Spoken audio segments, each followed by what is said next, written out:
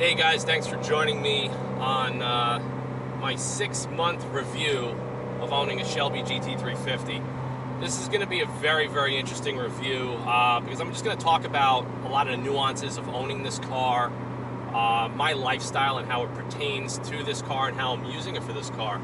But like I said, there's a lot of cool stuff that's going on. I got a lot of ideas and plans in the works, and you're going to have to watch this whole video to see what's going on, and I'm not going to spoil it in the beginning, otherwise you're just not going to get what the points I'm trying to make here. It's actually early in the morning on a Saturday, and I am going car shopping. Yep, I am. I am going to the BMW dealer, I'm going to the Ford dealer, and I'm going to the Cadillac dealer.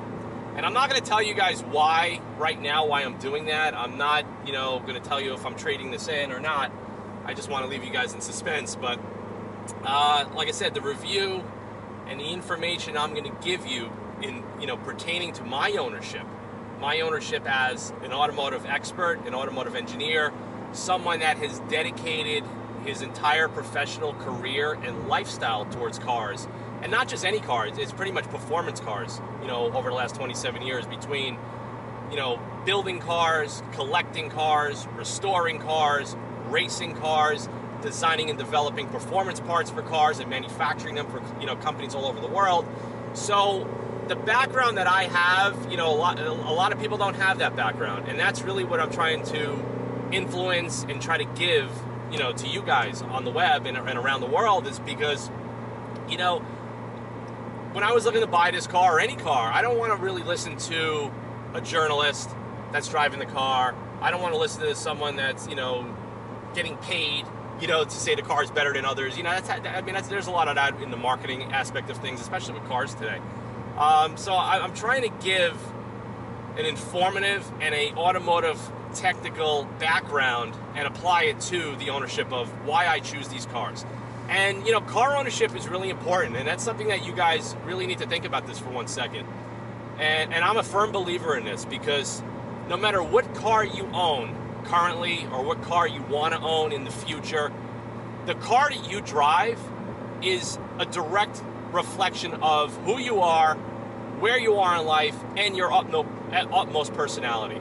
I mean, you got to think about it. Like, I live in an area of New York where everybody's leasing the Maseratis and the BMWs and the Mercedes and the Range Rovers, and it's hysterical, because I know what these cars cost. I know what the payments are on these cars. And the people that are leasing them, they want to have the Louis Vuitton bag, and they want to have the Gucci shoes and all of that. And it's like all smoke and mirrors down here, in lower New York, closer to the city. And a lot of that is the media and society, how, they just brainwash you into thinking that that's what you need to be cool, and that's what you need to be successful. And that's not true. That's a bunch of BS. I've owned all those cars. I've worked on those cars. My clientele, they're millionaires and billionaires around the world. And if you meet these guys, they're straight up guys. They wear denim shirts, jogging pants when we hang out. I mean, they're just normal guys. They're not loaded with diamonds. They don't have the big ego. And that's what's really cool about it. And, I learn a lot from being around that. Growing up in a very superficial part of New York, and, seeing how everything affects society and what people, their choices and their trends and what people are doing, especially with cars. And it just totally boggles my mind. I mean, I live in an affluent area, and, I see about 50 Maserati Ghiblis all day long. I see, BMW 7 Series and S-Classes all day long. And you talk to the people, sometimes I do it just for fun. I get out and I talk to them like, hey, how do you like the car? And they're like, oh, it's a beautiful car. And that's all they have to say about it. They don't really have anything enthusiastic to comment on the car, because, that's obvious. Like, there's certain types of people that buy cars. There are the ego-driven, which I'm the ones that I'm talking about right now, and then there are the realistic, enthusiastic guys like myself. And like I said, there really is no overlap between those two type of buyers. And I mean, there really isn't. I mean, there's one guy that he's only going to drive a Porsche no matter what. That's the only car he's going to drive, and so be it. That's his thing. And, there's the same people with Mercedes-Benz. It's like my dad. My dad will only drive a Mercedes-Benz, so whatever. I've been pushing him into a BMW.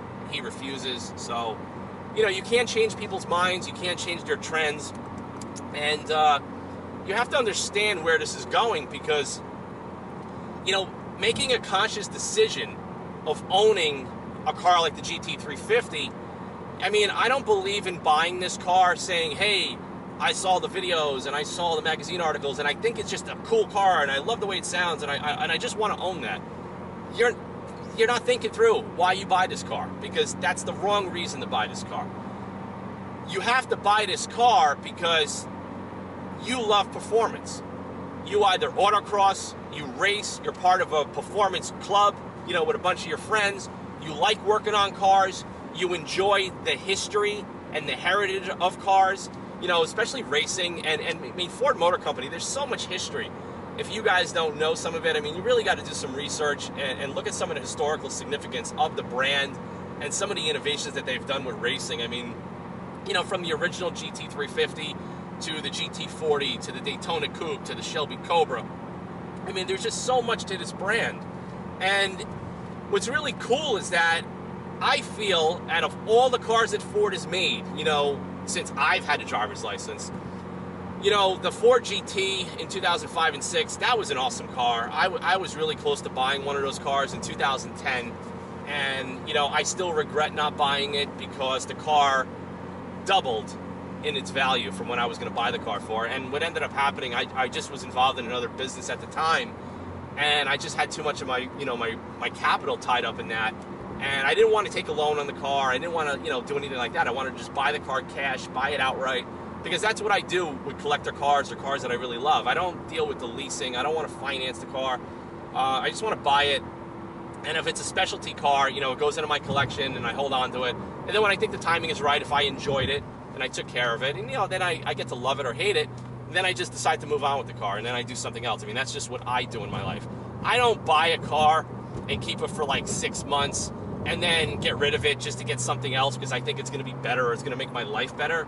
That's not the case with this, and that's what I want to go over in this video. The video is going to be long. I may break it up into 2 or 3 videos. I'm not sure, but like I said, the type of buyer that I am, you know, it's really about, I come from the performance motorsports world my whole life. My business and my acumen was always about pleasing very, very discerning customers. I mean, I have customers that would drive me nuts until they were happy. I had a customer, you know, 10 years ago, you know, he gave me the challenge of, he bought a 612 Scaglietti Ferrari with a manual transmission, and his goal was, hey, I want this car to do this in a quarter mile, and I want it to do 0 to 60 in under 3.5 seconds. And he contacted me and my company, and he's like, listen, I don't care what it costs. You're the guy. I know what you do. I've seen the stuff that you've done in the industry with other brands. Can you do it? And of course I said, yes, I could do it. So let's get going on it. And those are the types of clients that I deal with. Clients that, you know, they come to me for completely off the wall things. They have crazy needs.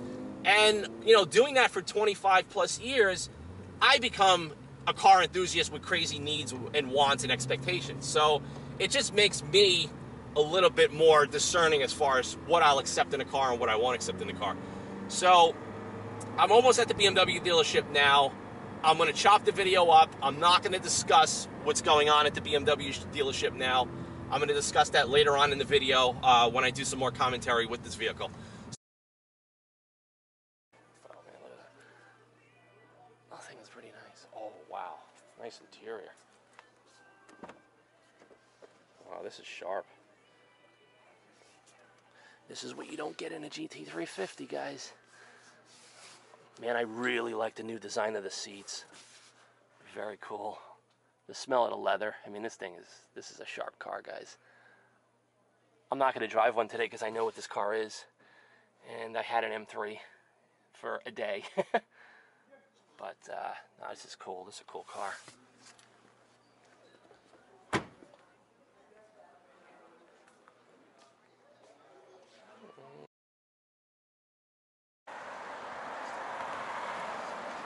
Well, guys, this is a 440 Grand Coupe that I'm just checking out today.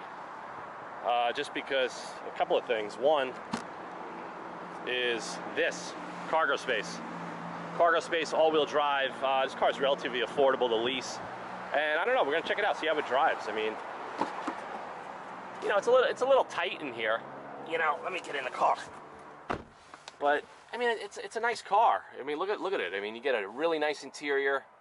You know, BMW builds a good car. I don't care what anybody says. I mean, some of them don't drive as great as the older ones, but I mean, look, you got good speakers for a good audio system. You got simulated carbon fiber trim. You got the Dakota leather.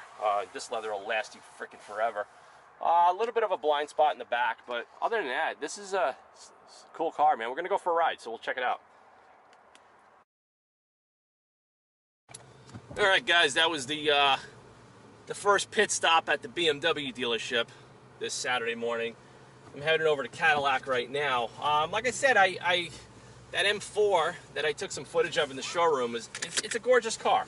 I mean, it really is. I mean, it's, you know, you look at that car and it's I think it was like 85,000 or something like that. I mean, it's expensive. It's not inexpensive, but I mean, you look at the quality, and that's really something that I do miss. I do miss the luxury. I do miss the leather, the stitching, you know, the premium audio, the nicer paint job, the better body gaps. I mean, it's one of those things that I really do miss. That M4, man, that car in Alpine white with that Silverstone interior, I really like the new design of the seats in the front where they have those cutouts. I mean, it's just a cool car. But I think, and I know, that this car will kick the crap out of it all day long. In every respect, as far as performance, it will totally kick the crap out of it. So that's the reason why I don't even consider, you know, picking up one of those cars. But, you know, then we took a quick test drive of the 440 Grand Coupe. Nice driving car. I mean, it really is. It blows away the Mercedes C-Class in every which way possible. Engine, ride comfort, interior quality. I mean, we were hitting bumps. There was no rattles in the car. Car's a really nice car. But then he's throwing a lease number at me at, like, you know, $750 a month. And that's a lot of money, I think, for that car, to be honest with you. I mean, I'd pay $450, you know, maybe $475. I would never go near that car, you know, for $750 a month. I think for $750, I could put $15,000 or $20,000 down on a Raptor and finance the Raptor. I wouldn't buy the Raptor all out because, like I said, I just bought this car all in with the sales tax, gas guzzler tax, the transport to get it here, cost me 70 grand. And then I recently put another 120 grand into my business over the summer. So I'm not gonna go spend another 75 grand in a car. Not right now. And especially for like an extra car in the household. It's just not a smart decision. But the thing is, like, living where I live, the dealerships will never give you a discount. They'll never give you a deal. You have to break their balls to get them to budge because it's a very affluent area and people just jump at the first number that they give you. So the dealerships and the salesmen and everyone there, they're so used to people going in there and doing that. But I'm not that guy. You know, I tell them straight up, like, no, I'm not that guy. Don't give me the runaround because, you know, I don't have to buy the car here. I could buy the car out of state and I would ship it. Doesn't matter to me. You know, with the internet today and with resources online, you know, if you have a dealership that, you know, they're jerking you around, you just go online and buy it. I mean, that's what I do with a lot of my cars. But no, they were very, very nice over at Westchester BMW. Very nice people. They treated me well.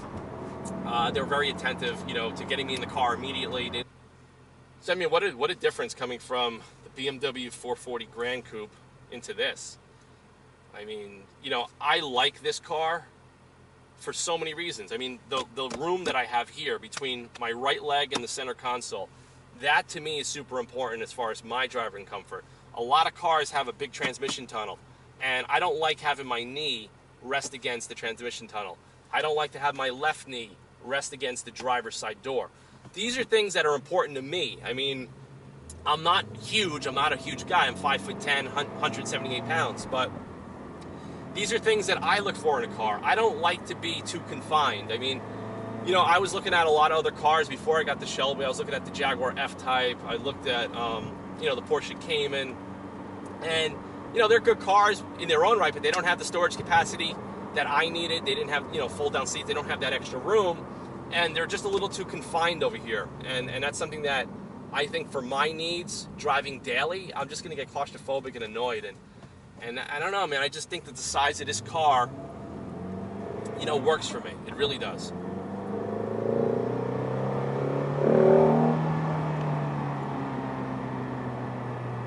Hope you guys can see some of the footage of some of the cars that are around here, because all you see is Audi, Mercedes, BMW. They're everywhere. It's a huge market up here for those cars. But I tell you, I mean, you know, BMW builds a good car. I mean, they don't build hardcore, what I would say a hardcore driver's car as far as getting all that feedback in the steering and all, because, you know, they just synthesize everything a little bit too much. But, you know, not for nothing. I mean, they build good cars. They really do. I mean, they're M cars. And even, look, a standard, like, 440 Grand Coupe. You know, it's not a hot rod. It's not like the ultra high performance variant, but you could still get in it and still get that driver confidence. You still get the luxury. You still get a good audio system. You know, they really make a good car. You know, whereas Mercedes builds the better looking car, but it doesn't have all of the above, in my opinion, as far as the quality, as far as the driving dynamics. They just don't have it. You know, I really think they're two complete different audiences that they're catering to. And it's true. I mean, you know, I don't think BMW and Mercedes are really like direct rivals, because BMW is, you know, their agenda is always the ultimate driving machine. And then Mercedes is always about being number one, being the pinnacle of luxury. And, you know, and so their core values are not really aligned in any which way possible. I think, you know, both of the brands try to overlap each other's core values. And I just think BMW, they just do a better job at it, in my opinion.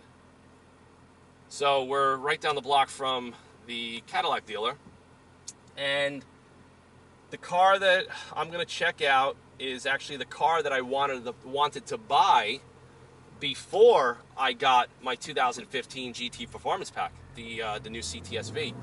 And I had two of the version 2 CTS-Vs. I like the cars, but I was a little bit bored. I think the car, the V2, had a lot of room for improvement and refinement, especially in the suspension, in the chassis rigidity, and everything else. And the new Alpha platform that General Motors is using in the Camaro, the ATS, and the new CTS, I mean, it's a phenomenal platform, drives incredible. And, you know, if the car was available, I probably wouldn't be in this car right now. Well, then again, I probably would be as like a toy car, you know, like a collector car.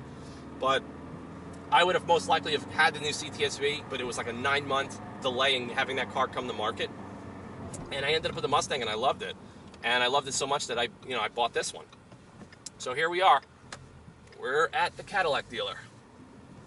And I have to find a place to put my Shelby where nobody's going to mess with it. There's a salesman that I know, so I'm going to grab the camera and I'm going to go walk inside, so hang tight.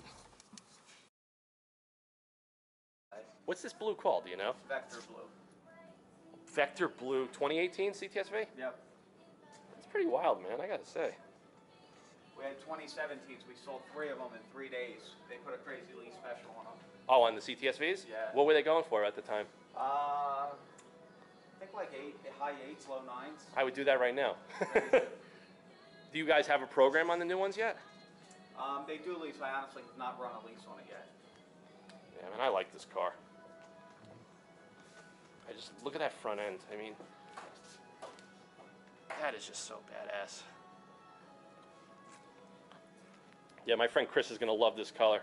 I'm gonna send this to him in a little bit. He's gonna be like, yeah, it goes blue.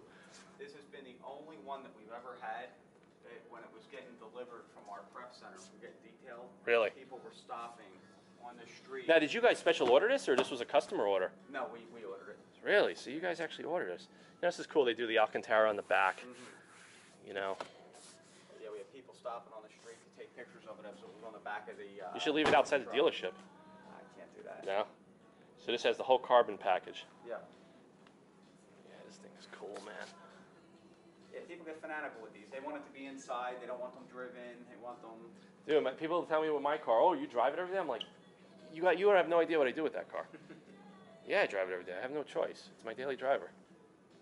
So this car is 105. 105. Cool, man. This is cool. This thing in blue is so cool.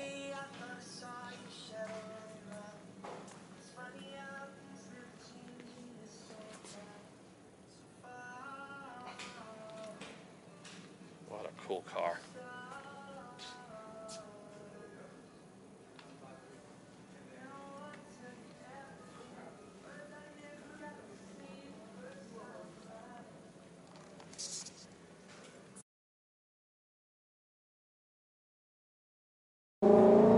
Alright guys, so we stopped over at BMW. We looked at the 440 Grand Coupe, whatever the hell that thing is. Nice, you know, nice driving car. I'm a little disappointed that they want so much money on a lease. I'm just being 100% honest. I mean, I am not going to pay $750, $775 for that little car. No way. So then I happened to stumble and go see my friends over at CADILLAC, and I walk in the door, and there is a Vector Blue CTS-V sitting there, and I think that car might have my name on it. I'm going to be honest with you. I mean, that's an awesome car. You know, it's got the luxury, it's got the power, and how cool would that be to have the Vector Blue CTS-V, the race red Shelby, and the pearl white Infiniti in the driveway. That's red, white, and blue right there, guys. That's you can't get more patriotic than that, except the Infiniti needs to be upgraded to an American car. That's just my take. Maybe a white Raptor, I don't know. But I'm heading over to the Ford right now, and I'm gonna check out a Raptor. I've never sat in one, I've never driven one, I've never ever driven a pickup and truck in my life, ever. I'm not a contractor. I don't need a pickup truck. But you know, my wife saw the Motor Trend video with Ken Block and Johnny Lieberman doing jumps and going crazy with the thing, and she's like, you know what? That's a cool truck. I would want one of those. And she's into like the lifted trucks, and she likes that stuff. You know, before we got the Infiniti, we went to go look at some modified Wranglers, and you know, she realized what pieces of junk they were, and she's like, no, let's not get that. So she's a little bit more reasonable. But the Raptor, you know, after she saw some videos on it, you know, some custom ones online, and she's like, I like that truck. So we'll see. I mean, you know, maybe the cars in the household are going to change. Maybe it's going to be a Raptor, a Shelby, and a CTS-V. I mean, ideally, that would probably be my solution and my choice, you know, just to have 3 cars like that. But I don't know. I mean, you know, they're both very expensive cars. The CTS-V is 105 grand, and the Raptor is about 76,000, and you have to buy the Raptor. The CTS-V, I would lease that through my business, and I would write it off. Not a big deal. Or, you know, I could put it as inventory. There's ways around that, so it would work out in my favor. I would never spend 105 on that car. I just wouldn't do it. Just wouldn't even be an option. I just don't think that it's going to ever have the resale value. You know, 2 or 3 years down the road from now, when I would get tired of it. You know, but then again, I get back into the Shelby, and you know, you just feel how special it is. You know, it's got good room, it's got a good driving position, good ergonomics. And in the rest of my review, I'm going to talk a little bit about, you know, things that I dislike about this car. And there's not many, there's just a few things. And I'm going to break up the video, and I'm going to show you exactly what I'm talking about and why I dislike them. But it's one of those things that, owning this car for 6 months, I have come to accept that. And they're not deal breakers. They're not deal breakers for me. They're not deal breakers for probably anyone out there that's in the market for this car. So, this is fun. This is a fun Saturday. I got a lot of stuff going on in my head right now as far as what I want to do, what cars I'm going to change up, what cars I'm going to add. But that's what's on my radar right now. I think the BMW that I looked at, that's off the list, just because I don't think that car's a good value. And you know, yeah, it's all-wheel drive and it has the hatchback effect, but I almost rather have a CTS-V and throw some snow tires on that car and drive that in the winter than, you know, than drive this. But I don't know. We don't know. We might put winter tires on all the cars. But just to let you guys know, I ordered a new set of wheels and a set of Pirelli winter tires for the GT350. They were $3,500. I ordered them a few days ago. They should show up in about a week, and I'm going to let them sit, and I'm going to decide on what I'm going to do. Am I going to drive this car in the winter? Am I not? I don't know. There's a couple of options right now, and you know, the option going into this review, I really was thinking about trading this car in, selling this car and getting something different, but I don't think I could do that. My wife doesn't want me to do it. My heart doesn't want me to do it. I mean, this car is very special, and I don't think you're going to be able to replace this car with anything that's out there currently on the market. And the more I think about it and the more I know about this as far as being in the collector car and specialty car market for so long, I think this car is going to be worth something in much sooner than later as far as resale value goes.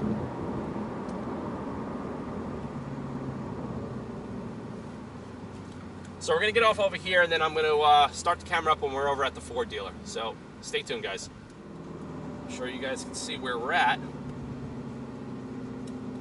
Now we're going to find a spot for the Shelby, and we're going to go in there and we're going to check out a Raptor.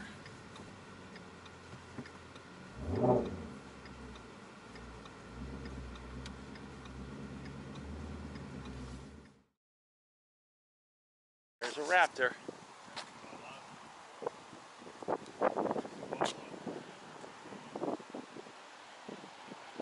And this truck is badass.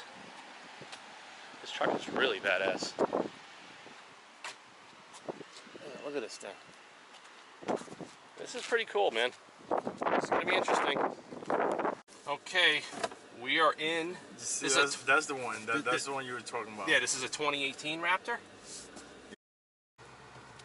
All right, guys, we're leaving the Ford dealer. Just drove the Ford Raptor. Very interesting. I'm glad I drove it, because now I totally have that vehicle out of my system and off my list. I don't see myself driving that truck daily. I think it doesn't have a dynamic feel. It's a big vehicle. It's a very big vehicle, no matter what you say. The steering is a little over-assisted. The rear suspension, when you give it gas over bumps, it does a hop, and that's probably contributed to the rear leaf springs. I mean, it's got a ton of room inside. It's got good power. I couldn't believe how quiet the truck was. I was really expecting that to feel like a work pickup truck with squeaks and rattles and road noise. I just can't believe how refined it is. I think Ford Performance and Ford in general, I mean, they stepped up their game. I mean, their Ford Performance division really stepped up their game with their cars. And like I said, you heard the salesman. They want 10,000 over sticker for the truck. And to be honest with you, you know, it has a short bed, 5.5 foot. I can't really put a lot of stuff in there as far as cargo, you know, but for the most part, for my business, whenever I'm doing anything large, I have my own crew of people that do all my deliveries and do all of that stuff. So that's not the biggest end of the world, but I don't know if my wife could drive something like that. I'm going to be honest with you. I think something that big, she might be scared. She might hit stuff. I don't know. Like I said, if I lived outside of New York, if I lived in a place where there was a lot of woods and a lot of roads where I could go off-road, hands down, I would buy that, no questions asked. I just think it would be a cool truck to have. But I think to drive a vehicle like that around the New York City tri-state area, I don't know, it's kind of foolish if you ask me. I'm sorry. I mean, if you own one, don't get insulted by that. I just think, to me, it just doesn't serve a purpose. I mean, you can't put a lot of cargo in the back of it because it's got the short bed. And it doesn't drive anywhere near like this. I mean, and this is really interesting. I didn't get the CTS-V drive on camera, and I also drove a BMW 6 Series Grand Coupe, and I also looked at the M4. You know, I was looking at that in the showroom and all that, but the thing is, because my camera, the battery keeps going dead, I'm actually running home now. I got to recharge the camera, and then I'm going to try to finish up this 6-month review, and I'm going to kind of give you my final thoughts as far as everything, and then we're going to go into detail as far as the likes and dislikes of the GT350. But I'm going to be honest with you, and you saw this straight through, you know, Saturday morning. I drove all these cars back to back. I went from BMW, I went to Cadillac, I just left Ford, and I don't know. As soon as I was done at those dealerships and I get back into this car, I am thankful and grateful that I own this car. I mean, this car is so damn good. And if you guys are out there and you're contemplating getting rid of your GT350, you know, for whatever crazy reasons, I don't know. Some guys out there, they're just never happy with anything. But I am very happy with this car. I am glad I drove all those cars this morning. I'm glad I can make a direct comparison back to back. And it just re-emphasizes what I've been saying all along as to why I bought this car. And I didn't buy this car to show off. I didn't buy this car for ego. I bought this car because of how well it drives, how special it is, and everything in between. Because, you know, there aren't many cars out there that could do what this car can do. Okay, especially for 70 grand. And you got to really think about that. I mean, you know, some guys go out and they buy GT3 Porsches. They buy a GT3 RS. They buy you know, any of those cars, and they never take it to the track. They putz around on the street with it. And to be honest with you, that's like a waste of a car. I'm sorry. You'll spend 200 grand, 250 grand, and you're not going to ever exercise that car's limits, ever.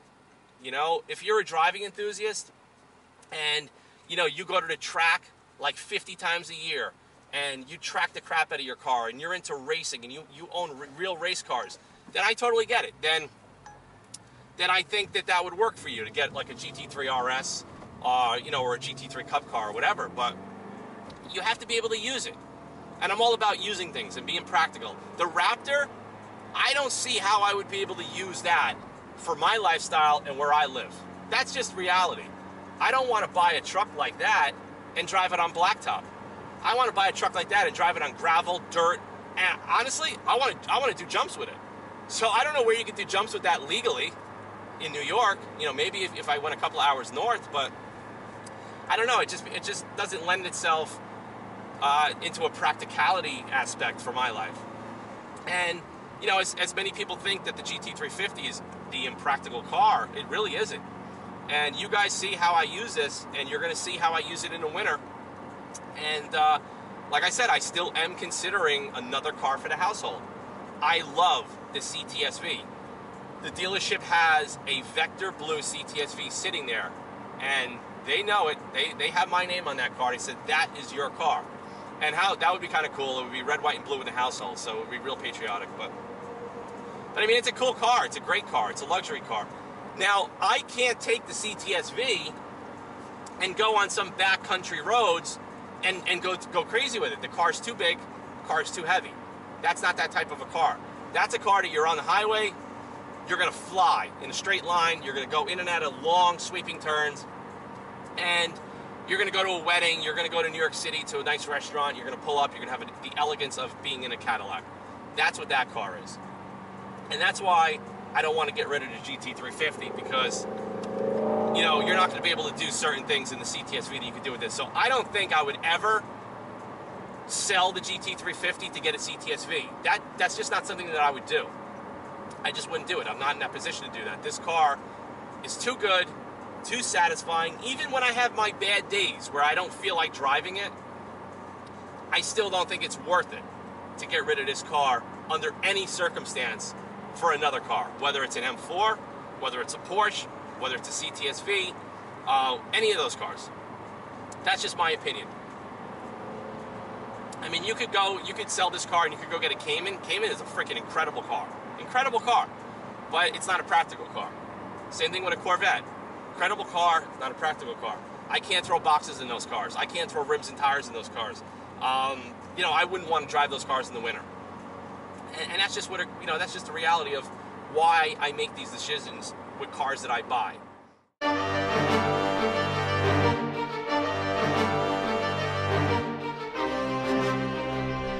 Alright guys, we're going to go over the 3 things that I dislike about the Shelby GT350. And we're going to start with the exterior, then we're going to go to the interior. But like I said, these things that I'm talking about are so minor compared to how good this car is. So the first thing I want to talk about is the front ground clearance. And I brought a tape measure here, and I just want to show you. I mean, you have about, you know, it's about 5.5 inches before you bottom out. It seems like a lot, but it's not. I mean, I wrecked this front bumper already, and I repaired it twice. And like I said, this is just an issue with this car, you know, because this is at the 6-inch point, and then it goes under.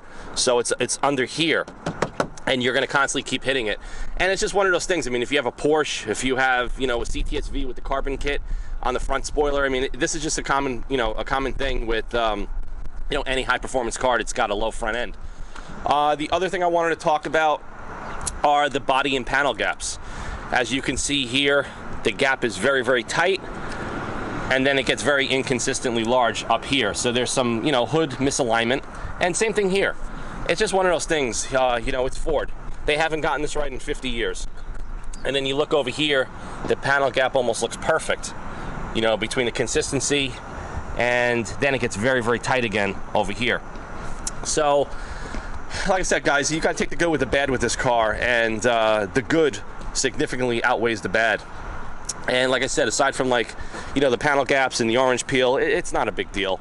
But so the three things on the exterior are the ground clearance of the front bumper, the body panel gap alignment, and the paint quality. You know, it has a lot of orange peel, but in this color you don't really see it.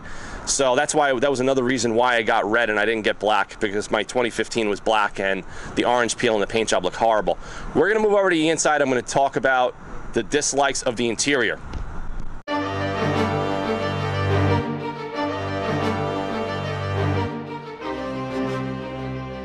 All right, guys, regarding the interior, I gotta say the biggest dislike that I have is the cloth. I just don't like it.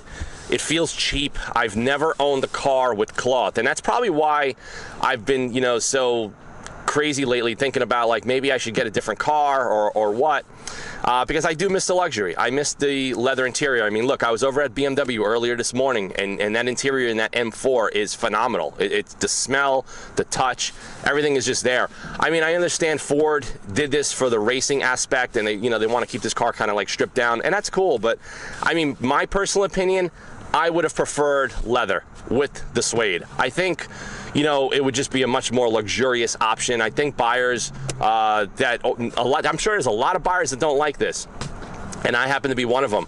And it's just one of those things that I just don't like.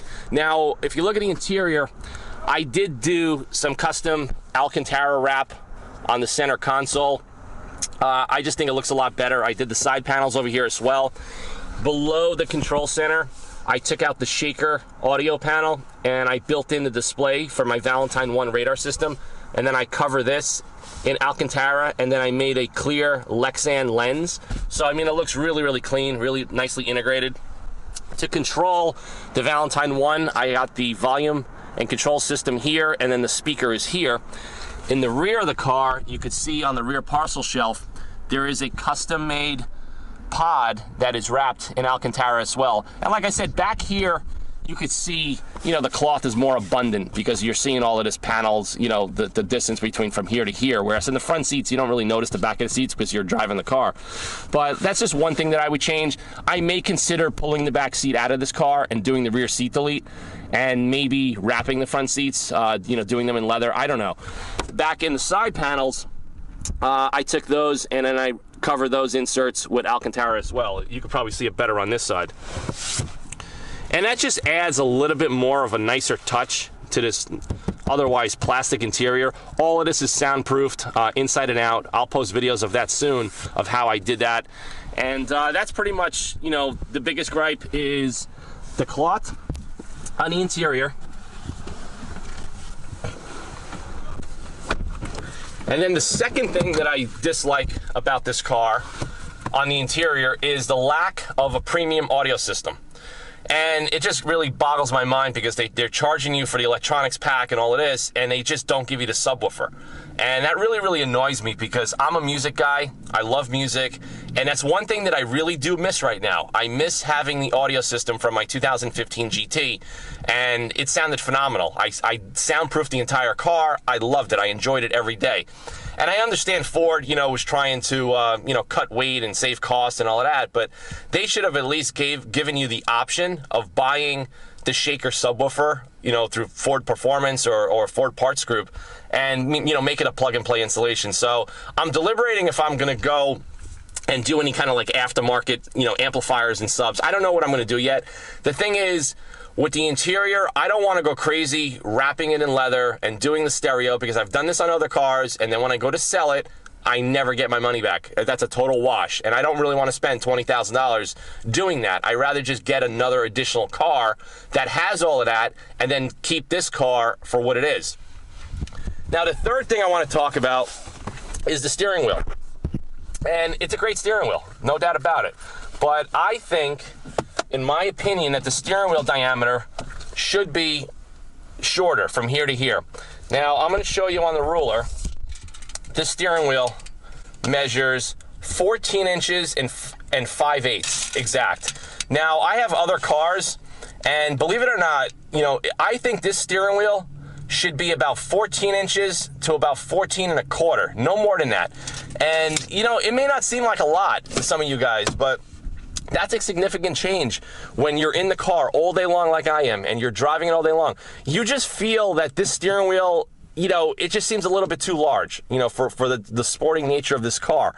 And if you look at, you know, the Audi S line, you look at the AMG Mercedes, you look at the BMW M's, you know, they really get their steering wheels down to a science. The size, the shape, they just do the flat bottom the right way. I think a steering wheel like that on this car would be more appropriate. Now, I could do this. I can modify the steering wheel, and I'm thinking about doing it. And then all of these plastic panels here, I would have to wrap in skived black Napa leather, so it kind of matches. And then I would have, you know, this is all going to have to be cut and modified. I don't really know if I'm going to do that. To be honest with you, it's going to be a ton of work to reshape this wheel, you know, to change the diameter of it, resculpt it, rewrap it. I mean, I just don't have the time to do that. But that's just the third thing about the interior that I dislike, is the size of the steering wheel. So let's recap. On the exterior, the low front bumper ground clearance, I feel, is an issue. The body panel gaps, I feel, is an issue. And the paint quality is an issue. You know, those are three things that may or may not bother you, but, like, you know, I'm just being nitpicking right now. I think at this day and age, you know, Ford has been producing the Mustang for over 50 years. They need to get their QC better. They need to get their body panel alignment and paint quality better. I'm sorry, because CADILLAC is doing it. You know, other brands are doing it. I don't know what's going on with Ford, but they got to step up their game. On the interior, I dislike the cloth. I dislike the lack of the Shaker Pro audio system with subwoofer, and I dislike the size of the steering wheel. And guys, this is so minor compared to how good this car is. And I tell you, this car is incredible. So I'm going to put the camera back on the other mounts, and I'm going to give you my final thoughts. You know, I appreciate you guys joining me for the day and going through this journey with me. And you probably thought first thing this morning that, hey, I'm trading the car in. No, I'm not trading the car in, but I'm going to talk to you a little bit about, you know, my decisions and what's been going on in my head and the ultimate feedback. So hold on. All right, guys, this is going to be the conclusion of my 6-month ownership of the GT350. And, you know, I appreciate you guys. You know, it's a long video. I appreciate you guys taking the time to watch it, to go through it, to kind of see what I was doing here.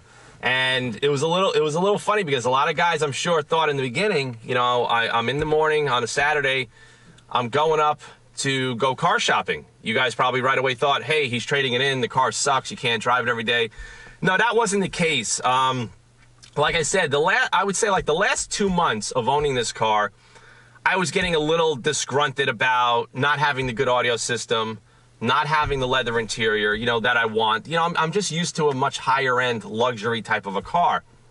And I've been doing a lot of physical work lately in my life. You know, I have a very physical, active life. I don't go and put on a suit every day, and I don't go to an office and I'm there all day long. I'm in the car all day long, in traffic, loading stuff up, going on site, loading stuff up, lifting, fabricating. I'm pretty much doing everything.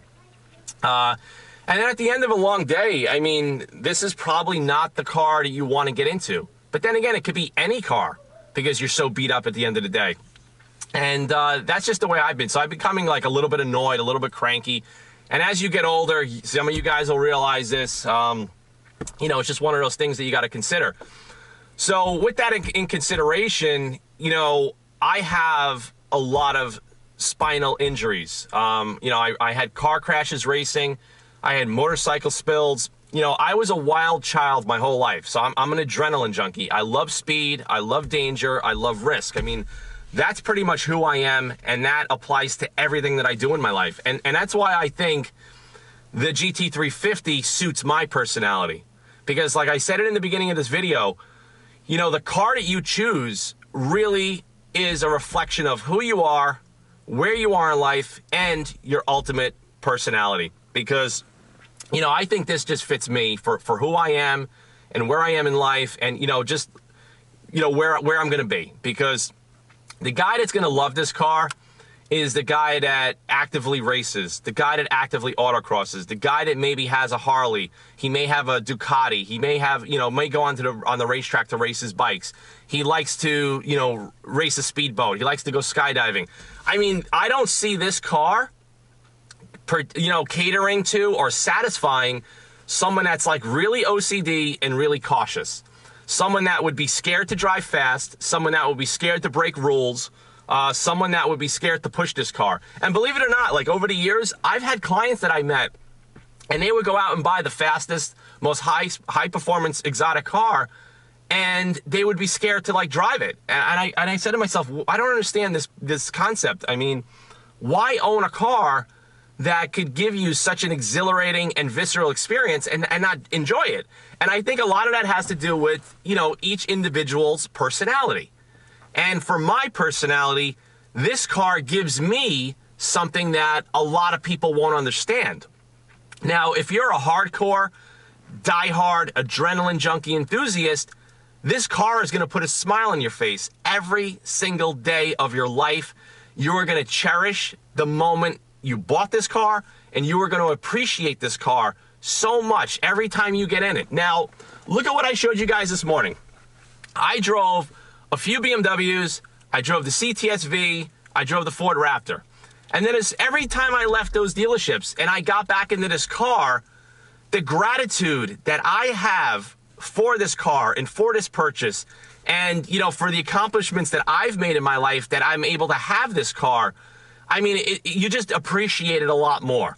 And I'm not going to lie, the last 2 months I was getting a little finicky because, like I said, I have, you know, a lot of spinal injuries, and I've been busting my ass a lot, and I have a lot of stress. And it's at the point where, you know, the shifting in and out all day long in traffic, it's just getting to the point where it's aggravating. You know, I have 2 compressed nerves in my lower lumbar, and the pain is excruciating. You know, I really can't take pain management medicine because then I can't function throughout the day. So, you know, this situation and stuff that I go through may not apply to a lot of you guys, but it applies to me. And I felt it was important to share this with you guys because, you know, if some of you guys are older, you know, maybe you don't want to drive stick all day long. I get it. I totally get it because I've never owned a manual transmission car that I've been driving all day long for the last 3.5 years. Now, the last manual gearbox car that I owned was back in 2001, and that was my E39 M5. That was still to this day one of my favorite cars, one of the best sports sedans ever created by BMW. BMW really, really lost their formula with that, you know, back in our current times today. I really think they did. And that's just the reality. Everybody that knows cars knows it. I mean, some of the greatest cars like the E46 Competition Package M3, the E39 M5, I mean, you know, those are amazing, amazing cars. And the stuff today, I mean, they build a great car. BMW is a great brand. I love their products. You know, but like I said, they don't give you the visceral, hardcore, raw feeling anymore. And it's funny because I said this in one of my other videos.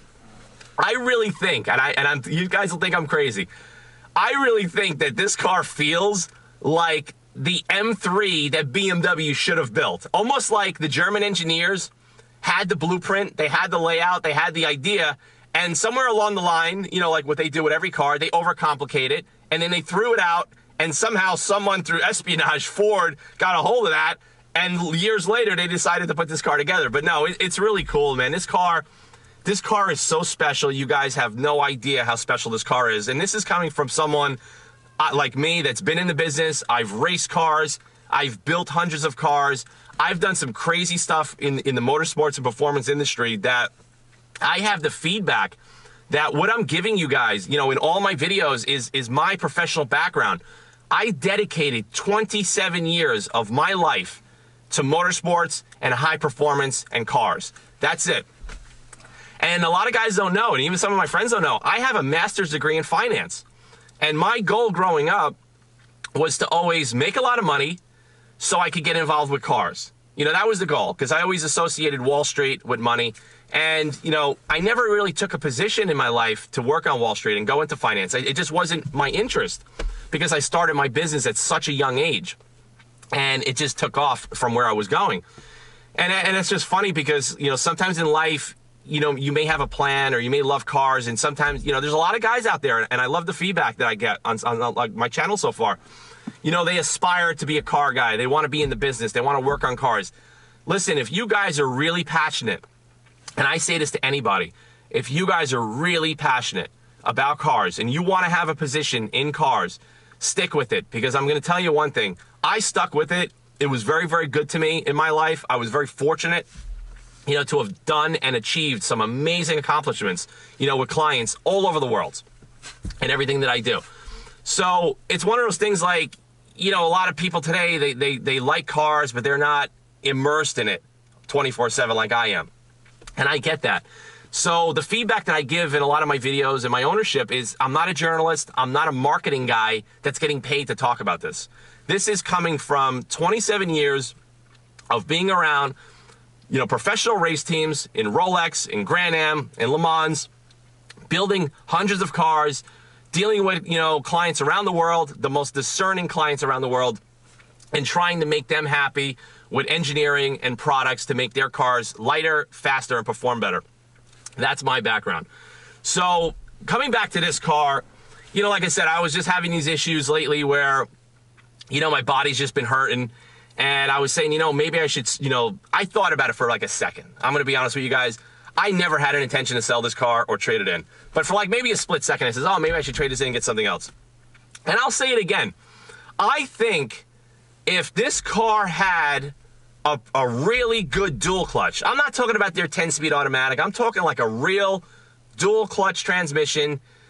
This car, for me, I think would be a little bit better, you know, for driving in the New York City area and for my, you know, conditions with my lumbar and my spine, so I don't have to constantly keep, you know, stabbing the clutch all day long hundreds of times, where it just makes your body sore and it just puts you into, you know, kind of like a cramped up position. So I don't think that a paddle shift car, you know, a paddle shift option in this car would take away from its experience. I just don't think it would. I also think that, you know, a lot of guys might even enjoy that a little bit more. But, you know, that's just my opinion. You know, I think if this car was a paddle shift car, I would never even consider, you know, buying another car. I just think it would just be more practical as a daily driver for me. But like if some of you guys have a job where you get up in the morning, you drive 10 minutes or 20 minutes, you park the car and you're there all day long, and then you drive home, what I'm saying right now is irrelevant. Don't even bother, you know, caring about this, because this is only for someone like me that is in the car all day long, in traffic all day long. So I'm constantly in the car for hours a day. And that's why I think maybe a real dual clutch, a smaller steering wheel, you know, this thing I think would be a little bit more, you know, user-friendly for like a daily driver. But taking that into consideration, you know, like I said, I looked at the Raptor. I was not impressed with that truck at all. I don't know. It's just not my truck. It's not a car that I would ever buy. I didn't like the brakes. I think the truck's brakes were terrible. I'm used to high-performance brakes. That truck does not have high-performance brakes. I was very, very disappointed in that for the price, the $76,000, and then the dealership wants $10,000 over sticker. You heard it in the video. And the steering in the Raptor was a little over-assisted. It just doesn't fit my personality, okay? So I'll just leave it at that. I looked at like the BMW M4. You saw it. I mean, a beautiful car, but I'm not going to go into that right now because I had an M3. The dealership sold me the wrong car. I had to bring it back the same day, and it was a total nightmare that I wasted 6 months, you know, waiting for that car.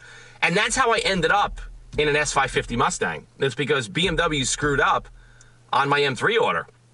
And I needed a car. I sold 2 of my cars, and I needed a car. So I was renting an Enterprise car for like 2 weeks. And then when the Mustang came out, there was a dealership about an hour away from where I live, and he had 3 of them in stock. They were the only 3 cars in the entire United States that were GT performance packs with Recaro seats and the Shaker Pro audio. And I had my choice between a black, a white, or a gray car. So I took the black car because that was the one that was available first, because there was a recall of the stupid seatbelt buckle.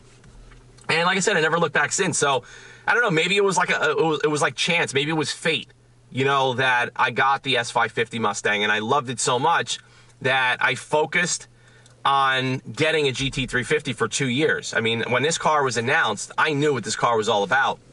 And I knew that this car is the perfect car for my personality, for my lifestyle. And as far as this car being so special, and this is coming from the truth and the reality, because, you know, over the years, clients would give me their Ferraris, their Lamborghinis, their Porsche GT3s, all of those cars. I've driven them. I've had them for months. And you drive around with them, you know, in New York City to go pick them up and go through your thing. And once in a while, people would look, give you a thumbs up. But I'm going to tell you something here. This GT350, my car, I have never in my life have gotten so much respect, so much attention, and so many smiles that I've put on people's faces, from children, from middle-aged adults, from elderly people. I have elderly people, old women, like in their 80s, and old men walking with canes. When I go to fill up the car at the gas station, they stop me, and they smile. They're saying, oh, my boyfriend, you know, back in the days had one of those. Or I had that car when, you know, I had a GT350 that I used to race when I came out of Vietnam. I mean, just think about that. Think about how significant that is, that this car, a tangible car, you know, can bring people together. And I love that. I love the fact that I didn't buy this car for ego. I bought this car because I feel that it offers something that no other car in the market does. And I still will say that. I don't think any car in the market offers what this car does, because of the normally aspirated flat plane crank V8 and the manual transmission and then everything else that makes this car so special. I mean, yeah, there may be other cars that are more expensive. They may do things a little bit better, but I'm going to tell you now, those cars are paddle shifted, and those cars, you can never load them up with boxes and do the stuff that I do in my life daily. You just can't do it. It's not even possible. It's not even an option. So, and I think it's really cool because, you know, there's always the Chevy-Ford rivalry. There's always the Mopar rivalry. But I'm going to tell you one thing, guys. I still can't believe the camaraderie that I get from the Dodge guys, from the Chevy guys, and from even the import guys that love this car. Everywhere I go, thumbs up, photographs, a smile, a handshake, and a wave. And I'm going to tell you something. You may not think that's significant, but it really is. Coming from someone that's dedicated his whole life to performance and cars and the motorsports world, that is so significant. And it means a lot. And it just emphasizes how special this car really is. Because, you know, I feel the car culture, you know, to society and to the younger generation and even the older generation, I think it's so important right now because our society is so messed up. There's so much division. There's so much hate. There's so much bullshit going on around the world. And it's so cool that a car, owning a Ford Mustang, something that's made in America, that's made by, you know, union workers, American made. Yeah, it doesn't have the best panel gaps. Doesn't matter. But the fact that this American-made machine that I have the pleasure of owning and enjoying every day can put a smile on people's faces, can actually let all of the division and everything that's going on in the world disappear for that moment, and you can make a new friend, no matter what nationality they are, no matter what age group they are, no matter what gender they are. And that's what's really cool because, you know, I am such a promoter of that and of the car culture in general because, you know, if you guys love cars, get involved with a car club, get involved with a race group, you know, just get involved because I think it's so important. And it's just something that I'm really proud of to be part of. I'm really proud of it because I'm not into sports. You know, I'm not into like fishing or hiking or any of that stuff. I mean, this is my hobby. And I took my passion and my hobby and I made it into my professional career. So I just think it's awesome. I think, you know, the added value of all of what I'm telling you here, I want all of you guys to understand this. If you own this car, I want you to really understand what I'm saying. I want you to appreciate this car for what it is because, guys, this is a very, very special moment for car guys out there like us because I don't think this car or another car like this is ever going to be produced ever again in our lifetime. And with that in mind, I also feel that this car is going to hold its value. This is a good investment. Don't let go of this car. If you buy it and you think that something out there is going to be better and you're going to spend 4 to 5 times more money thinking you're going to get a better experience, you know what, you can do whatever you want. You know, I don't really care, but I know, like from my clients, I have clients all over the world. They're millionaires and billionaires, okay? They have car collections that would blow your mind. I'm talking blow your freaking mind. And the fact that they have a GT350 in their collection, it tells you something. It tells you, like, when I go to the Ferrari dealership and I go to McLaren and I, to go meet clients and I pull up in this car, okay, a $70,000 American-made car, and there's cars in there that are $500,000 up to $1.5 million, right? And everybody from the dealership comes out to look at this car, smile, and talk about this car, okay? And that's what I'm trying to make across here with this point, because I don't think there's any car produced ever in the history of American car culture that could do that, especially today, especially with all the options and abundance that we have in the media, telling people that you need a Mercedes and you need, a BMW and you need a Range Rover to be successful and be cool. And that's not true, because I tell you one thing, every day that I drive this car, because I live in an area where everybody's got a Range Rover, everybody's got an AMG, everybody's got a BMW M car. Those guys smile and take pictures of my car every day of the week, okay? That just shows you how awesome this car is. That people that are spending so much more money on a car love this car still, and it gets that respect. And I get it all the time. I have guys pull up next to me at a street line and say, hey, how do you like it? And they're driving, like an AMG GTS. And I'm like, I love it. The car's incredible. Or the guy that pulls up to me with a new 911 Turbo. And they're talking about my Mustang. And that's what's really cool about this car. You're never going to get that. You're not going to get that, driving a BMW. You're not going to get that driving, a Ford Raptor, that's for sure. You're not going to get that driving a CTS-V. You're just not going to get that driving most of the cars that are out there. And I'm really just trying to emphasize and reiterate how special this car is, okay?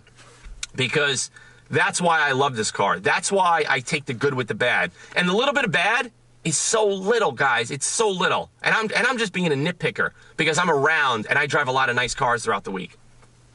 But as soon as you get in this car and you fire it up, and it gets up to operating temp, and you just take off from no matter where it's at your work, at your home, I'm telling you, this car does something to you. It connects with you physically, emotionally. There's an emotional connection with this car. It gets your adrenaline pumping. It gets all of your senses involved. It is an incredible experience that I wish some of you guys that aspire to have one of these cars, I wish you guys can. I want you guys to do well in life, stay in school, do good. And like I said, work hard, because this car is attainable. It's attainable to a working class guy like myself and like a lot of you guys out there. But a lot of guys that own these cars, they're super rich. They have crazy car collections and they have a lot of cool stuff in their fleet. So, like I said, guys, I hope you like this video. And the conclusion to all of this, the conclusion to me looking at all these cars today is down to this. I am going to buy a CTS-V Cadillac, okay? And that's really just because I want another luxury super sedan in my life. That's just what I want. Those are my needs. If I want to go on a long road trip to see some of my manufacturing suppliers in the North and Southeast or in the Midwest, I don't want to take the GT350. I just think it's going to beat me up too much. And I'd rather just get a CTS-V. So it's on my radar. I may pick up the Vector Blue CTS-V that I saw yesterday. I'm going to work out the numbers this week. If everything makes sense, fine. I'm going to take one of my high-end collector cars, a custom car that I built that's at my home. I'm going to put that in my other facility because a lot of guys don't know, I do manage a very, very private car collection for one of my clients for 17 years. It's a little bit north of where I live. And, as a bonus of me managing my client's collection, I consult him on the buying and selling of cars. And we go partners on a lot of cars. So right now, we own a couple of cars together as investments, and that's just a favor that he does for me. And I think it's fun because, to me, it's like money in the bank. Actually better than money in the bank because, if you buy a good collector car, you could actually drive it, you could use it, and it's going on the upward scale if you buy the car right and if you buy the right car. So that's how I invest my money. Some guys invested in, in real estate. Some of them do it in business. Some of them gamble. They take a risk. Me, I work hard for my money. I invest my money in specialty cars, and that's just what I do right now. So I'm going to take that, you know, the one car I got at the house, and I'm going to bring that up there probably in the next week or two.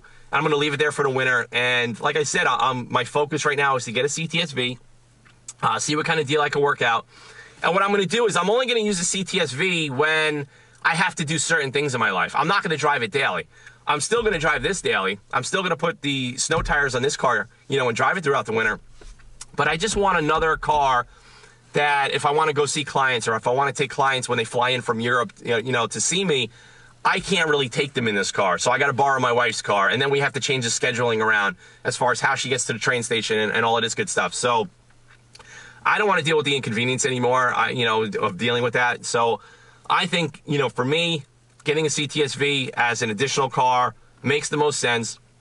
I was trying to be practical when I started my day today by looking at like a 440 BMW to say, oh, let's see what that, you know, I'll just get that for like a knockaround car. But the numbers don't make sense. The numbers just don't make sense to me to pay $750 or whatever, what they want, you know, at my local dealership to lease that car. And it's not enough car for someone like me. But guys, like I said, I really appreciate you taking the time to subscribe to the channel, to watch this video in its entirety. I hope you understand everything that I was trying to talk about as far as the car itself and how damn good it is and why I have it and the type of personality it caters to and the type of buyer it caters to. And I'll say it again, don't buy this car for your ego. Buy this car because you're an enthusiast. Buy this car because you love cars.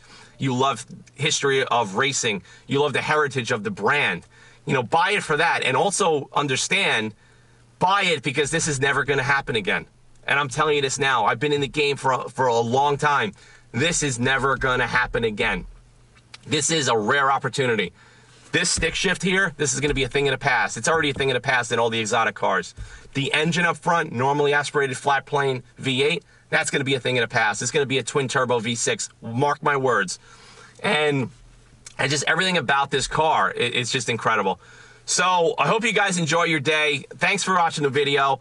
Any questions or comments, post them below. But like I said, man, this car is badass. I love it every single day, even when I'm, you know, hurting from work and I'm tired and cranking and I don't want to drive it. This car puts a smile on my face. This car emotionally de-stresses me every single day when I have a lot of stress in my business and I do a lot of crazy deals. This car is my therapy. This car is a replacement for cigarettes, for alcohol, and for prescription drugs. That's just my take on this. That's what I enjoy. I enjoy driving. I enjoy the visceral experience. That's my personality. And that's the pleasure that I get in life. You know, everybody's got their own pleasure. And for me, that's my pleasure. And that's why I focused my professional career towards this pleasure in life, because it's just what I enjoy, and that's why I'm so good at it. And I think you guys could hear it in the tone of my voice of how passionate and how enthusiastic I am about cars and how I talk about cars. Not just the technicalities of it, but there's a lot of emotion connected to cars. You know, when you buy a car, I'm just going to give you from my example, you know, you're connected by the design of the car. That's an emotional, sensory, visual experience. Then there's the heritage. Why are you buying that car? What's so special about that car? Then it's the experience of driving that car. And then the experience of owning that car. So there's so much that goes with the ownership experience.